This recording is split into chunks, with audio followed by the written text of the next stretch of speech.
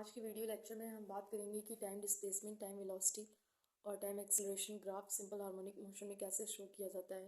तो time displacement के लिए हम लोगों ने इसके पहले वाले वीडियो में हम लोगों ने बताया था कैसे ग्राफ बनता है, जहाँ पे हम लोगों ने बताया था कि यहाँ पे ओरिजिन होता है, यहाँ पे एक कंप्लीट साइकिल यहाँ तक कंप्लीट करने में यहाँ 0 होता है और ये जो पॉइंट आता है ये T/4 होता है, यहाँ पर T/2 होता है और यहाँ पे 3T/4 होता है और यहाँ पे T होता है। एक कंप्लीट साइकिल जो होती है यहाँ तक होती है और इसके लिए जो ग्राफ होता है वो इस तरह से बनता है और y=a sin ओमेगा t होता है। साइन यहाँ पे पॉजिटिव है तो हम लोग इस तरह ऊपर से स्टार्ट करते हुए लेके जाते हैं और यहाँ पे y हमारा डिस्प्लेसमेंट को शो कर रहा है और ये एम्पलीट्यूड है, ये +a है और ये -a है। सिमिलरली अगर हम लोग टाइम वेलोसिटी की बात करें तो हम लोगों ने इसके लिए एक्सप्रेशन देखा है कि v=a omega cos omega t होता है और हम लोग फॉर्मूला निकाले थे यहाँ पे कि v=ओमेगा रूट में a² माइनस y² होता है। तो यहाँ कॉस है और पॉजिटिव में है तो हम लोग a ओमेगा लेंगे यहाँ पर और यहाँ -a ओमेगा लेंगे और यहाँ से स्टार्ट करेंगे, ओरिजिन से नहीं स्टार्ट करेंगे अब की बार। क्योंकि कॉस है और कॉस पॉजिटिव में जब रहता है तो हम लोग यहाँ से लेते हैं। ये सब बेसिक चीज़ें हैं, हमको पता है ये सब चीज़ें ऑलरेडी। फिर यहाँ पे एक्सेलरेशन की जब हम बात करेंगे तो एक्सेलरेशन के लिए हमारा निकला हुआ था एक्सप्रेशन इस तरह से आया था और यहाँ हम लोगों ने लिख दिया था a=-ओमेगा² y। तो ये इसके लिए है और यहाँ पे हम लोग देख सकते हैं और यहाँ पे साइन ओमेगा टी है जो वो निगेटिव में आ रहा है, तो इसलिए हम लोगों ने यहाँ पे नीचे से स्टार्ट किया हुआ है। कहीं कहीं पर इस तरह से दिया होता है। हम लोगों ने इसके पिछले वीडियो में, इसके पहले वीडियो लेक्चर जो था उसमें हम लोगों ने ये सारी चीज़ें देखी हुई थी। अब आगे हम बात करते हैं कि क्या होता है general formula of time period of a particle in SHM. तो हम लोग देख लेते हैं, ये बहुत ही इंपॉर्टेंट होता है। ये ग्राफ जो इसके पहले बताया ये इंपॉर्टेंट होता है क्योंकि कभी कभी एग्जाम में ग्राफ देके हमें पूछ लिया जाता है कि ये टाइम डिस्प्लेसमेंट ग्राफ है या टाइम वेलोसिटी ग्राफ है या टाइम एक्सीलरेशन ग्राफ है, इसलिए मैंने इसको यहाँ पे बता दिया। अब हम लोग देखते हैं कि ये क्या होता है general formula of time period of a particle in simple harmonic motion. अगर कोई पार्टिकल सिंपल हार्मोनिक मोशन कर रहा है तो उस कंडीशन में टाइम पीरियड के लिए जनरल फार्मूला क्या होता है। तो हम लोग ये बहुत अच्छी तरीके से जानते हैं, t= क्या होता है 2π/ओमेगा। ये हम ऑलरेडी जानते हैं और हम लोगों को पता है, हम लोगों ने फार्मूला क्या पढ़ा था एक्सेलरेशन इन एसएचएम। हम लोगों ने फार्मूला पढ़ा था a=-ओमेगा² y। ये चीज़ पढ़ा था हम लोग और हमें क्या चाहिए, यहाँ ओमेगा की वैल्यू हमें रखनी है। तो यहाँ से ओमेगा कितना मिल जाएगा अगर माइनस साइन को छोड़ दें, क्योंकि माइनस यहाँ पे डायरेक्शन बता रहा है तो माइनस को निगलेक्ट कर देते हैं तो क्या हो जाएगा ω² = a/y और ओमेगा हमें कितना मिल जाएगा रूट में a/y। तो हम लोग यहाँ पे इसकी वैल्यू रख देंगे t=2π/1 मान सकते हैं और ओमेगा को क्या लिख सकते हैं, ओमेगा को लिख सकते हैं रूट में a/y और ये चीज़ क्या हो जाएगा 2π तो इसी तरह से रहेगा रूट y/a हो जाएगा। और ये क्या फार्मूला हमारा बन गया t=2π इंटू रूट में y/a और इसको हम लोग क्या लिख सकते हैं 2π। y यहाँ पे क्या बता रहा है, y यहाँ पे डिस्प्लेसमेंट को शो कर रहा है तो हम लोग लिख देंगे डिस्प्लेसमेंट अपॉन एक्सीलरेशन। ये फॉर्मूला हमारा बहुत ही इम्पोर्टेंट है, न्यूमेरिकल सॉल्व करने में भी यूज़ होता है और ये बहुत ही इम्पोर्टेंट फॉर्मूला है। t=2π इंटू रूट में y/a इक्वल टू, इसको हम लोग और क्या लिख सकते हैं, y को डिस्प्लेसमेंट कहते हैं और a को एक्सीलरेशन कहते हैं। अब आगे हम लोग देखेंगे कि क्या होता है, एनर्जी कैसे निकालते हैं सिंपल हार्मोनिक मोशन में। एनर्जी दो तरह की होती है, एक पोटेंशियल एनर्जी होता है और एक काइनेटिक एनर्जी होता है। तो हम लोग बारी बारी से देख लेते हैं। हम लोग अभी तक जानते थे कि हमारा कोई भी इस तरह से पार्टिकल रहता था, ये उसका मेन पोजीशन होता था। अगर पार्टिकल इधर x डिस्टेंस तक डिस्प्लेसमेंट अगर इसका कर देते हैं या इस डायरेक्शन में x डिस्टेंस तक जाता है तो रिस्टोरिंग फोर्स कहाँ लगता है, पीछे की तरफ। रिस्टोरिंग फोर्स पीछे की तरफ लगता है, मेन पोजीशन की तरफ आना चाहता है, हम लोगों ने ये पढ़ा। अब यहाँ पर हम लोग देख लेते हैं कि कोई भी इक्वेशन जब हम लेके चलते हैं तो हम लोग जनरली इसको लिखते हैं y=a sin ओमेगा t। तो यहाँ पे हम मान लेते हैं कि ये हमारा कोई मीन पोजीशन है और पार्टिकल मीन पोजीशन के टू एंड फ्रो मूव कर रहा है, इधर भी जाता है और इधर भी। तो हम मान लेते हैं कि इक्वेशन हम लेते हैं y=a sin ओमेगा t, तो मान लेते हैं कि हमारा पार्टिकल इधर y डायरेक्शन में इसका डिस्प्लेसमेंट हुआ है, इस दिशा में जाता है हमारा पार्टिकल, तो रीस्टोरिंग फोर्स किधर लगता है, पीछे की तरफ, मीन पोजीशन की तरफ। अब हम मान लेते हैं कि हमारा पार्टिकल ये जो है, अब हम इसको यहाँ से डिस्प्लेस करके डी वाई डिस्टेंस पर यहाँ पे लेके आते हैं, इस जगह लेके आते हैं। तो अब क्या होगा, ये हमारा पार्टिकल यहाँ से यहाँ तक जाएगा, इसका मतलब रिस्टोरिंग फोर्स तो पीछे लग रहा है, इट्स मीन हमें इस रिस्टोरिंग फोर्स के अगेंस्ट कोई फोर्स लगाना होगा जिससे हम इस पार्टिकल को यहाँ से यहाँ तक डिस्प्लेस कर सके। तो हम वो फोर्स मान लेते हैं कि हम एफ डैश फोर्स अप्लाई करते हैं, उतना ही फोर्स लगाते हैं, लेकिन इधर ना लगा के इधर लगाते हैं अपोजिट डायरेक्शन में। तब ये क्या होता है, ये पार्टिकल यहाँ से यहाँ तक डिस्प्लेस हो जाता है। तो इस कंडीशन में जो किया गया वर्क डन होगा वो क्या होगा, इसमें पोटेंशियल एनर्जी के रूप में संचित हो जाता है, और यही क्या कहलाता है, potential energy of a body in simple harmonic motion. तो अब जो वर्क डन होगा वो कितना होगा, वर्क डन जो होगा वो हो जाएगा D W equal to minus sign, क्योंकि ये जो फोर्स लगा रहे हैं इस डायरेक्शन में लगा रहे हैं, उतना ही फोर्स दे रहे हैं लेकिन निगेटिव डायरेक्शन में दे रहे हैं, और डिस्प्लेसमेंट कितना हुआ है डी वाई। तो डी डब्ल्यू इक्वल टू कितना हो गया, माइनस एफ डी वाई। यहाँ तक तो हमें क्लियर है। और हम लोग क्या जानते हैं, एफ इक्वल टू कितना होता है, एम ए होता है, M A into D Y. और हम लोगों ने फॉर्मूला क्या पढ़ा है, ए इक्वल टू कितना होता है, माइनस ओमेगा स्क्वायर वाई। ये हम लोग अभी भी फॉर्मूला एक्सेलरेशन में पढ़ के आ रहे हैं। तो ए की जगह जब हम रखेंगे minus omega square y into D y, minus minus plus हो जाएगा, ये हो जाएगा m omega square y d y. ये हो गया डी डब्ल्यू। हमें फाइंड क्या करना है, हमें फाइंड करना है डब्ल्यू की वैल्यू हमको फाइंड करनी है। तो क्या हो जाएगा, डब्ल्यू इक्वल टू, इसका मतलब हमें इसको इंटीग्रेट करना होगा, कहाँ से कहाँ तक, जीरो से लेके वाई तक, m omega square y into D y. अब क्या हो जाएगा, हमें बहुत अच्छे से पता है इसका इंटीग्रेशन, वाई की पावर वन होगा तो क्या हो जाएगा, ऐड हो जाएगा। ये तो बहुत ही बेसिक है, ये कॉमन है, इसको हम डायरेक्ट लिख देते हैं, या फिर यम ओमेगा स्क्वायर कॉन्स्टेंट है बाहर कर लेते हैं, इसका इंटीग्रेशन हो जाएगा Y square by two. Okay, और इसी को हम लोग लिख सकते हैं W equal to half Yama omega square, और यही क्या है हमारा पोटेंशियल एनर्जी, इसको ही हम लोग क्या लिख सकते हैं, यू। ओके, यही है हमारा यू। अब हम बात कर लेते हैं कि इसमें हमको क्या दिख रहा है, स्प्रिंग की केस दिख रही है, इस कहीं कहीं यही तो लिखा जाता है यू इक्वल टू हाफ के एक्स स्क्वायर। यहाँ पे एक चीज़ छूट रहा, हाफ यम ओमेगा स्क्वायर वाई स्क्वायर लिखना मैं भूल गई थी, सॉरी। तो के का काम कौन कर रहा है, यम ओमेगा स्क्वायर, और एक्स स्क्वायर की जगह हम लोगों ने क्या ले लिया है, वाई।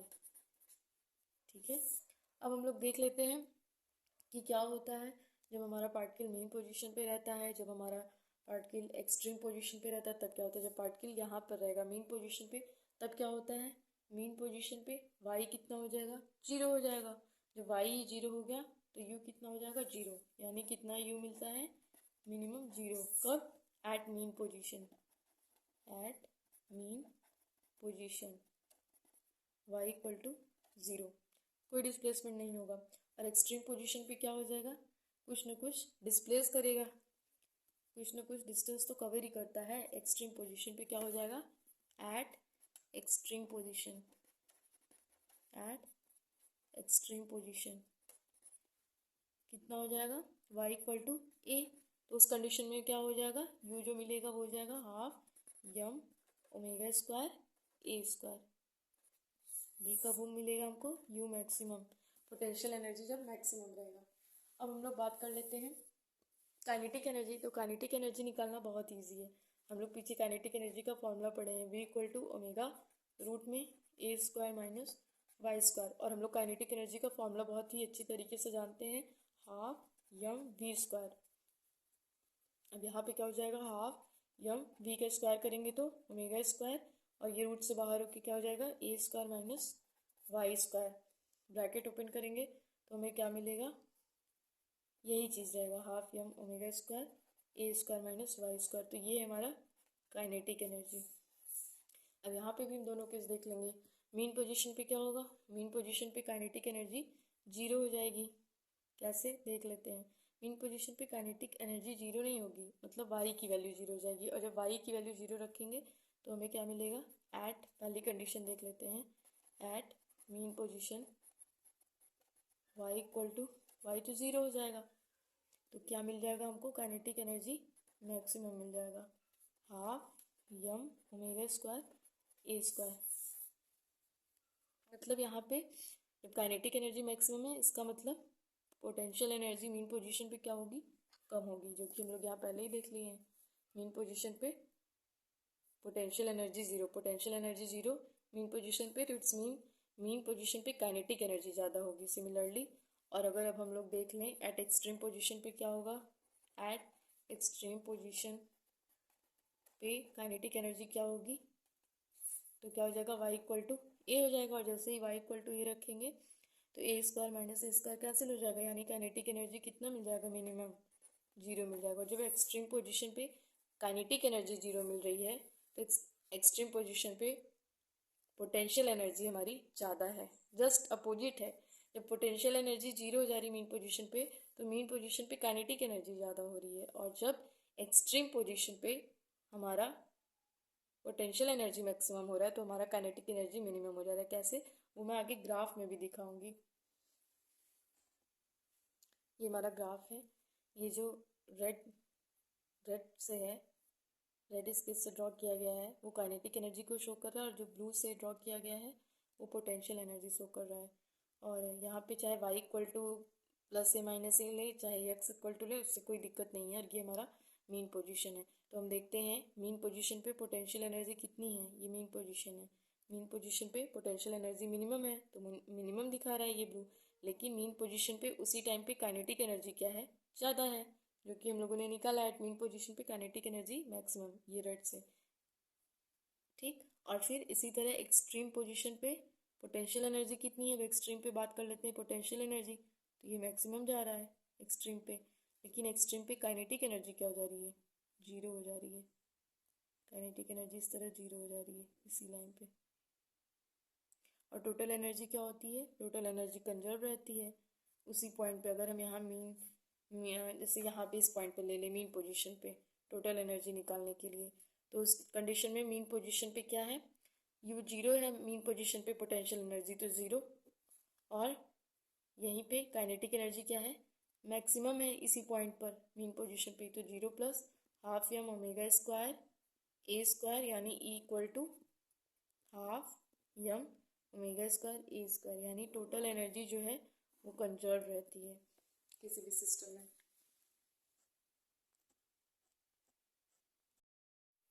तो एनर्जी क्या आई हमारी, E equal to half Yama omega square A square, ये आया। टोटल एनर्जी क्या होती है, कांस्टेंट रहती है, कंजर्व रहती है। हम लोगों को बहुत अच्छे तरीके से पता है इक्वल टू होता है kinetic energy plus potential energy. और हम लोगों ने देखा जब मीन पोजीशन की अगर हम लोग बात कर लें, मीन पोजीशन पे काइनेटिक एनर्जी क्या आ रही थी, मैक्सिमम आ रही थी, कितनी आ रही थी, half Yama omega square A square. तो मीन पोजीशन पे पोटेंशियल एनर्जी कितनी आ रही थी, ज़ीरो। तो यानी इक्वल टू क्या आ गया हमारा, half Yama omega square A square. और वही चीज़ यहाँ पर लिखे हैं। यहाँ से और क्या हम लोग इसको लिख सकते हैं, अगर और सिंपल लिखना चाहें तो हाफ यम ओमेगा की जगह क्या लिख सकते हैं, ओमेगा इक्वल टू क्या होता है, 2πn होता है। तो यहाँ से हम लोग लिख सकते हैं 2πn का होल स्क्वायर। ये सब बेसिक चीज़ें हैं। ए स्क्वायर, इसको क्या लिख सकते हैं, इक्वल टू हाफ एम, ये हो जाएगा 4 square N square A square, 2 into 2 4, ये कैंसिल हो गया। और इसको हम लोग अब इजी क्या लिख सकते हैं, इजी वे में 2 square N square A square M, इतनी चीज़ें लिख सकते हैं। यहाँ पे 2 कांस्टेंट है, पाई कांस्टेंट है, तो यहाँ से क्या हम लोग देख सकते हैं, ई किसके किसके डायरेक्टली प्रोपोर्शनल है, एन स्क्वायर के डायरेक्टली प्रोपोर्शनल है, सबसे पहली चीज़। सेकंड हम लोग क्या देखेंगे, एनर्जी जो है वो किसके डायरेक्टली प्रोपोर्शनल है, ए स्क्वायर के डायरेक्टली प्रोपोर्शनल है, ये सेकंड चीज़ है।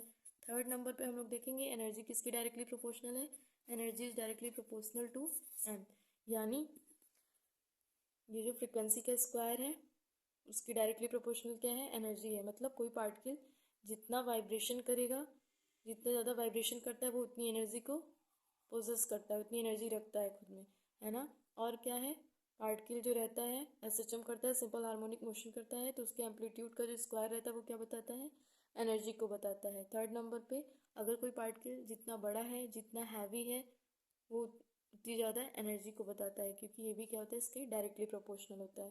तो ये तो हो गई टोटल एनर्जी की बातें कि टोटल एनर्जी किसी बॉडी की या पार्टिकल की क्या होती है सिंपल हार्मोनिक मोशन में। आगे हम लोग डिस्कस करेंगे कि सिंपल पेंडुलम क्या होता है और उसकी सारी चीज़ें डिटेल्स में पढ़ेंगे हम लोग। तो हम लोग देखते हैं सिंपल पेंडुलम के बारे में। ये वो कोई पॉइंट ऑफ सस्पेंशन है, मतलब ये कोई एक फिक्स्ड सपोर्ट है। यहाँ से हमारा एक कोई मास हैंग किया हुआ है। सिंपल पेंडुलम के केस में इस मास को हम लोग बॉब बोलते हैं, BOB बॉब, जिसको हिंदी में लोलक बोलते हैं।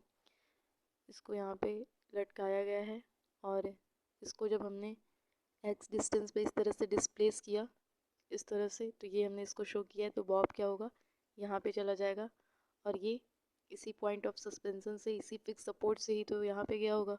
और हम लोगों ने किसकी हेल्प से इसको यहाँ पे लटकाया हुआ है, ये जो है स्ट्रिंग है, स्ट्रिंग है, रस्सी है।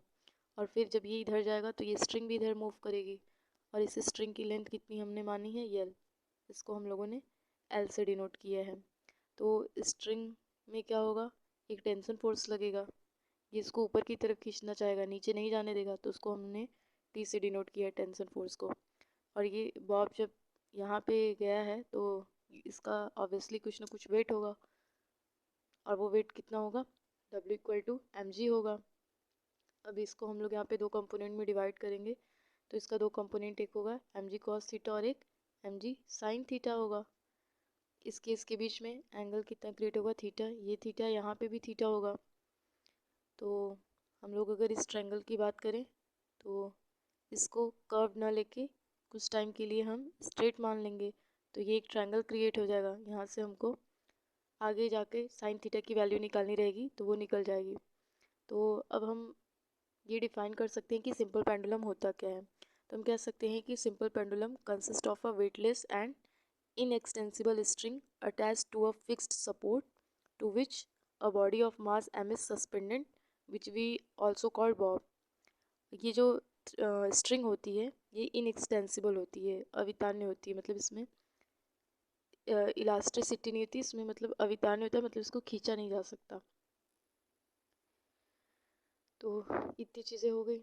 तो अब हम लोग देखते हैं ये जो है, ये जो टेंशन फोर्स है ये mg cos थीटा को बैलेंस कर लेता है।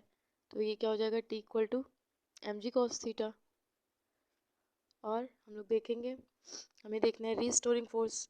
वैसे तो अब इस mg की बात ना करके इसके जो दो कंपोनेंट हैं उसकी बात हम लोग करेंगे। तो mg cos थीटा ये टेंशन फोर्स को बैलेंस कर ले रहा है, बचा mg sin थीटा। तो यानी वो कौन सी ऐसी फोर्स होगी जो बॉब को पीछे की तरफ रिस्टोर करने का काम कर रही है, उसी को तो हम लोग रिस्टोरिंग फोर्स बोलते हैं। तो हम देख सकते हैं कि mg sin थीटा है, तो यानी mg sin थीटा जो है वो रिस्टोरिंग फोर्स का काम कर रही है। तो यहाँ पे रिस्टोरिंग फोर्स F=, क्या हो जाएगा, माइनस mg sin थीटा। और साइन थीटा की वैल्यू हम लोग इससे निकाल सकते हैं, कितना हो जाएगा, x/L। ये कर्व ना मानकर कुछ टाइम के लिए हम लोग इसको स्ट्रेट लाइन की तरह कंसिडर करेंगे। तो साइन थीटा यहाँ से हम लोग देख सकते हैं क्या आ जाएगा, x/L। तो हम लोग बहुत ईजिली इसकी वैल्यू रख सकते हैं, F=-mg sin थीटा की वैल्यू x/L। ये पीछे की तरफ आ रहा है इसलिए हम लोगों ने यहाँ पे माइनस साइन लिया है। फिर यहाँ से क्या हो जाएगा, F= हम लोग जानते हैं ma होता है, minus mg into x/L। m से m कैंसिल हो जाएगा, बचेगा A= माइनस g/L इंटू में x। और ये क्या आ गया, A is directly proportional to minus x। और यही तो होता है सिंपल हार्मोनिक मोशन के लिए कंडीशन। अगर इसमें हम m से मल्टीप्लाई कर दें तो यही तो रिस्टोरिंग फोर्स है जो डिस्प्लेसमेंट के डायरेक्टली प्रोपोर्शनल है। और हम लोग क्या जानते हैं, T= कितना होता है, 2π अंडर रूट में x/a। या फिर इसको ये भी लिख सकते हैं 2π अंडर रूट में x को हम लोगों ने भी पीछे हम लोगों ने पढ़ा है, ये डिस्प्लेसमेंट अपॉन एक्सेलरेशन। x किसका काम कर रहा है, डिस्प्लेसमेंट का, a एक्सेलरेशन के लिए यूज़ होता है। तो x/a की वैल्यू अगर हम इस इक्वेशन से निकालना चाहें तो कितनी निकल जाएगी, x यहीं पे रहेगा, a नीचे आ जाएगा और यहाँ से L/g। तो हम लोग क्या लिख सकते हैं, T= 2π रूट में L/g। अगर निगेटिव साइन को छोड़ देते हैं हम लोग तो हमें यहाँ से मिल गया T= 2π रूट में L/g। इट्स मीन जो टाइम पीरियड होता है वो इंडिपेंडेंट ऑन मास है। कभी कभी पूछ लिया जाता है कि कोई दो पार्टिकल हैं, एक का मास 15 kg है, दूसरे का मास 20 kg है और दोनों ऑक्सीलेशन कर रहे हैं, तो किसका टाइम पीरियड ज़्यादा होगा? तो वहाँ पे हमें कहना है कि दोनों का टाइम पीरियड सेम हो जाएगा, क्योंकि जो टाइम पीरियड होता है वो कभी भी मास पे डिपेंड नहीं करता है, मास पे इंडिपेंड करता है। यहाँ हमें कहीं दिख रहा है कि टाइम पीरियड मास पे डिपेंड कर रहा है? नहीं ना, तो हम लोग बोलेंगे नहीं, टाइम पीरियड मास पे डिपेंड नहीं करता है, दोनों पार्टिकल का टाइम पीरियड सेम हो सकता है। सेकेंड बात ये निकल कर सामने आई कि टी जो है वो डायरेक्टली प्रोपोर्शनल है रूट एल के, यानी रस्सी जितनी लंबी होगी टाइम पीरियड भी उतना ज़्यादा होगा। रस्सी ज़्यादा लंबी होगी तो इस तरह से उसका टाइम पीरियड देखेंगे तो वो भी ज़्यादा होगा। Second, T is inversely proportional to 1/√g। अगर जी की वैल्यू कम रहेगी तो टी की वैल्यू ज़्यादा रहेगी, और अगर जी की वैल्यू ज़्यादा रहेगी रूट में जी की तो टी की वैल्यू कम रहेगी, जस्ट अपोजिट। और हमें यहाँ पे एक बात ध्यान देनी है कि जो सरल लोलक का आवर्तकाल होता है वो आयाम पे भी निर्भर नहीं करता। इट्स मीन सरल लोलक यानी सिंपल पेंडुलम का जो टाइम पीरियड होता है वो एम्पलीट्यूड पे भी डिपेंड नहीं करता। लेकिन ऐसा कहाँ तक के लिए पॉसिबल है? 5 डिग्री से 15 डिग्री तक के लिए ही पॉसिबल है, क्योंकि छोटे आयाम के लिए ही हम लोग, छोटे एम्पलीट्यूड के लिए ही हम लोग सिंपल पेंडुलम की मोशन को यहाँ पे स्ट्रेट मान सकते हैं, यहाँ पे, है ना, इससे ज़्यादा नहीं। यहाँ पे छोटा सा एंगल ही रहता है, इसलिए हमने यहाँ स्ट्रेट मानकर साइन थीटा की वैल्यू निकाल दी। ज़्यादा के लिए ऐसा हम लोग नहीं कर सकते अगर 5 to 15 डिग्री से ज़्यादा होगा तो ये रही हमारी सिंपल पेंडुलम से रिलेटेड बातें। तो हम लोगों ने ये सिंपल पेंडुलम से रिलेटेड चीज़ों के लिए देखा। नेक्स्ट हम लोग आगे डिस्कस करेंगे what is second pendulum. Second pendulum वही होता है, सेकेंड पेंडुलम वही होता है कि जब t बराबर 2 सेकेंड हो जाए तो यल कितना हमको मिल जाता है? 1 मीटर, उसी को सेकेंड पेंडुलम कहते हैं।